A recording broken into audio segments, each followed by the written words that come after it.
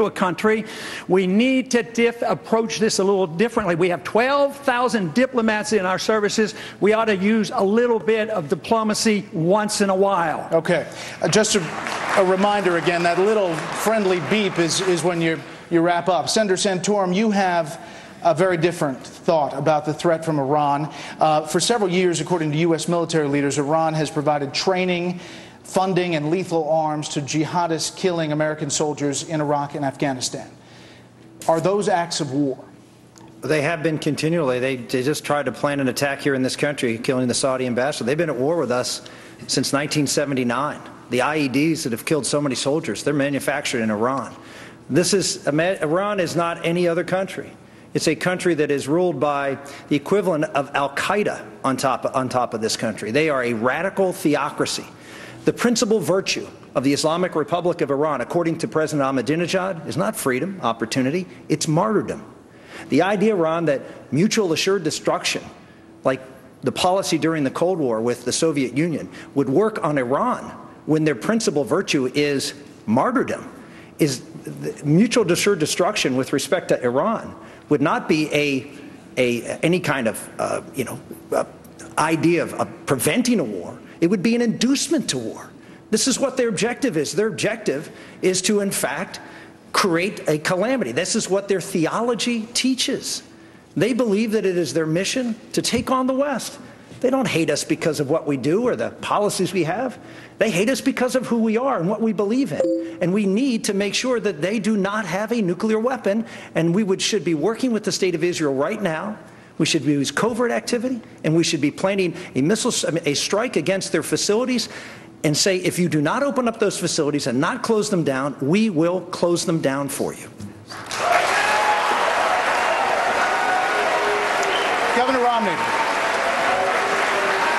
Governor Romney, this week, President Obama said the U.S. asked Iran to give our downed high-tech drone back. As you know, the Iranians have it on display. They claim they are extracting data from it, and they have no intention of giving it back. Yesterday, you called the president's response, quote, extraordinarily weak and timid.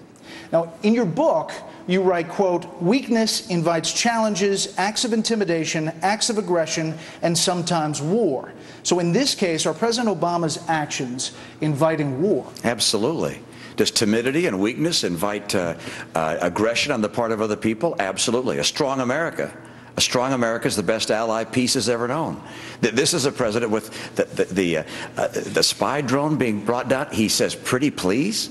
A foreign policy based on pretty please? You got to be kidding. This is a president who fundamentally believes that this next century is the post-American century.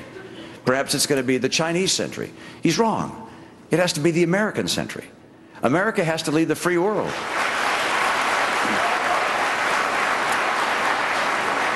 And the free world has to lead the entire world.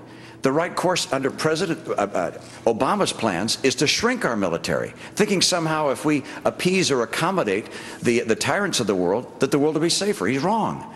The right course for America is to strengthen our economy, our values, our families, and our military. We need to rebuild our Navy and go from 9 ships a year to 15. We need to modernize our Air Force.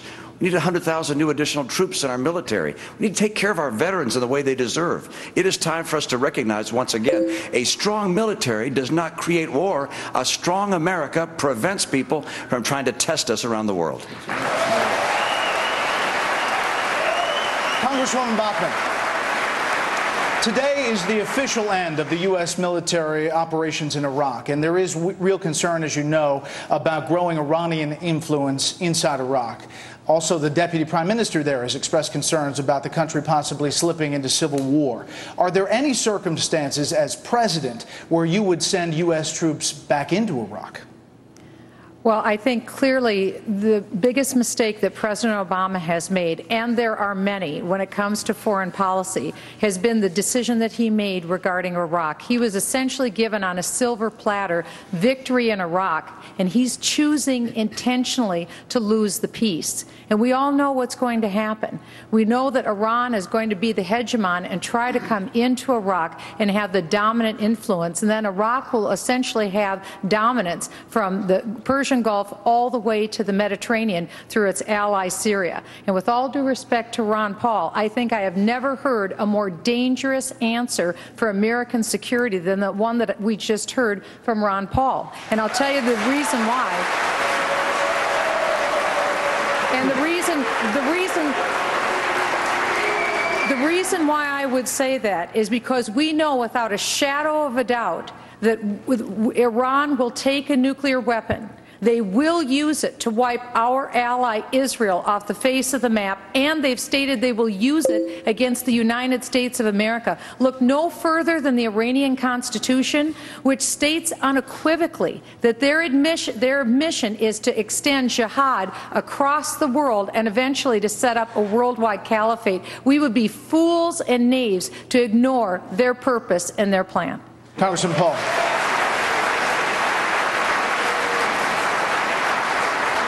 Obviously, I would like to see a lot less nuclear weapons. I don't want Iran to have a nuclear weapon. I would like to reduce them because there would be less chance of war. But to declare war on 1.2 billion Muslims and say all Muslims are the same, this is dangerous talk. Yeah, there are some radicals, but they don't come here to kill us because we're free and prosperous. Do they go to Switzerland and Sweden? I mean, that's absurd. If you think that is the reason, we have no chance of winning this. They come here and they explicitly explain it to it. The CIA has explained it to us. It said they come here and they want to do us harm because we're bombing them. What is the whole world about the drone being in Iran? And we're begging and pleading, and how are we going to start a war to get this drone back? Why were we flying the drone over Iran? Why do we have to bomb so many countries? Why are we have 900 bases, 130 countries, and we're totally bankrupt? How are you going to rebuild the military when we have no money? How are we going to take care of the people? So I think this wild goal to have another war in the name of defense is the dangerous thing. The danger is really us overreacting, and we need a strong national defense, and we need to only go to war with a declaration of war and just carelessly flouting it and starting these wars so often. Speaker Gingrich, is Congressman Paul. Would be, can I respond to that? Can I respond? And the problem would be the greatest underreaction in world history if we have an avowed madman who uses that nuclear weapon to wipe nations off the face of the earth. And we have an IAEA report that just recently came out that said literally Iran is within just months of being able to obtain that weapon. Okay. Nothing could be more dangerous than the comments that we just heard. All right, 30 seconds. There is no UN report that said that. It's totally wrong on what you just said. IAEA report. That is not true. They produced information that led you to believe that, but they have no evidence. There's been no enrichment of these bombs. And if we agree with that, the United States people could be at risk of our national security. So I'd like to finish. If she thinks we live in a dangerous world, she ought to think back when I was drafted in 1962 with the nuclear missiles in Cuba. And Kennedy calls Khrushchev and talks to him and talks him out of this, and we don't have a nuclear exchange.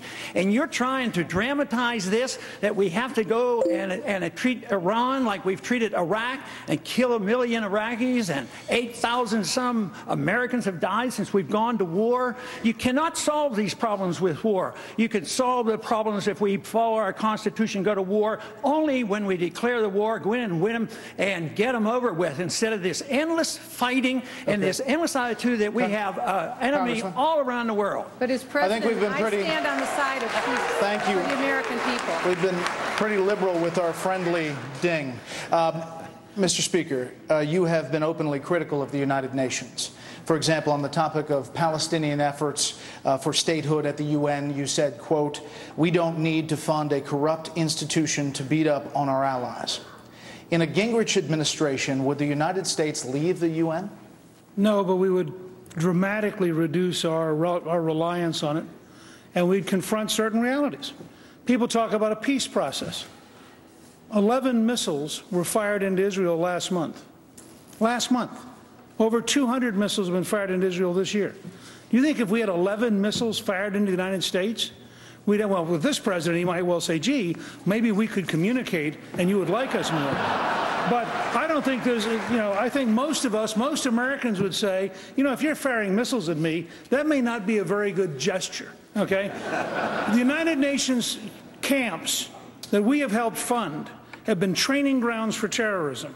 As Congresswoman Bachmann pointed out the last time we debated, she was over there with textbooks that are clearly teaching terrorism that are indirectly funded by the United States through the UN.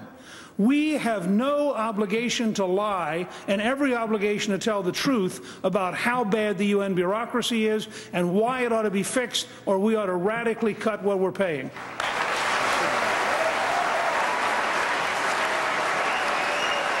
Governor Huntsman, you agree? I think the United Nations serves a useful purpose in the area of peacekeeping and some humanitarian work. Beyond that, I hate the anti-Americanism. I hate the anti-Israel sentiment. But let me tell you what this nation needs and what it's going to get under a Huntsman administration. It needs a new foreign policy. We need to update it just a little bit. We're still trapped a little bit in the Cold War George Kennan mindset. I want to make sure that first and foremost, we have a foreign policy and a national security strategy that recognizes that we have to fix our core here at home. We are weak. This economy is broken. When we're strong, we project values of goodness that transform and change people like no military can. Liberty, democracy, human rights, and free markets. We've got to fix this core first and foremost if we're going to be effective overseas, and that's what I want to focus on. Second of all, I want to make Governor sure that... Huntsman, that's time. Thank you. Let me just get the second point. And second of all, I want a foreign policy. I want a foreign policy that is driven by economics first. And let me just tell you, it used to break my heart sitting in the embassy in Beijing, the second largest embassy in the world, looking at Afghanistan with 100,000 troops. We're securing the place. The Chinese go in and they win the mining concession. There's something wrong with that picture. We need to change the way we're doing business overseas. Okay, 2 dings in that one. Governor Perry, given the grim details of the recent United Nations report on the Syrian regime killing and torturing its own people, thousands of people said to be killed at the hands of the Assad regime, at what point should the U.S. consider military intervention there? Well, I've already called for an overfly zone, no-fly zone over Syria already. They are Iran's partner. They are attached at the hip. And we have to stand firm with our ally in that region, Israel. There needs to be no space between the United States and Israel. And this administration has absolutely bungled. It is the most muddled foreign policy that I can ever remember in my lifetime. Whether it was in 2009 when we had the opportunity, either covertly, overtly, or other ways, of helping the Iranian citizens as they were trying to overthrow that repressive regime, whether it was working with Mubarak and trying to have a moderate to come in and replace him, whether it was leading from behind, as we've seen in Libya. And now we've seen this president, as Mitt and Newt have both talked about, asking the Iranians to give us back that drone. What we should have done was one of 2 things. We either destroy it or we retrieve it. He took a third route, which was the worst and the weakest, and that is to do nothing. Now to my colleague, Neil Cavuto. Neil. For candidates, I want to move on, if we can, to energy issues. And Speaker Gingrich, I'd like to begin with you. As you know, the president, sir, has rejected any efforts to tie a payroll tax cut extension with the Keystone pipeline and to reopen it and to explore reopening it as well. He says that any other way to connect the two would be akin to adding an extraneous issue. Given his opposition and the likelihood that the Keystone issue could be up in the air for a year or more, how do you recommend Republicans deal with this to force the issue? You know, Neil, I sometimes get accused of using language that's too strong. So I've been standing here editing. I'm very concerned about not appearing to be zany. And, but I want to paint a picture for all of us. The Iranians are practicing closing the Straits of Hormuz. The Canadian Prime Minister has already said to the American President, if you don't want to build this pipeline to create 20,000 American jobs and bring oil through the United States to the largest refinery complex in the world, Houston, I'm going to put it straight west in Canada to Vancouver and ship the oil direct to China, so you'll lose the jobs, you'll lose the throughput, you'll lose 30 or 40 years of work in Houston.